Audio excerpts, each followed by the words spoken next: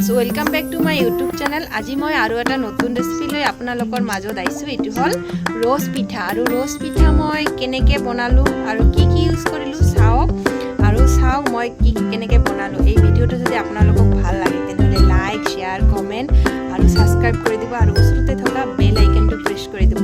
और বনোৱাটো একেবাৰে ইজি, আপোনালোকে ঘৰত বনাই খাব পাৰিব। চাওক কেনেকে বনালো মই।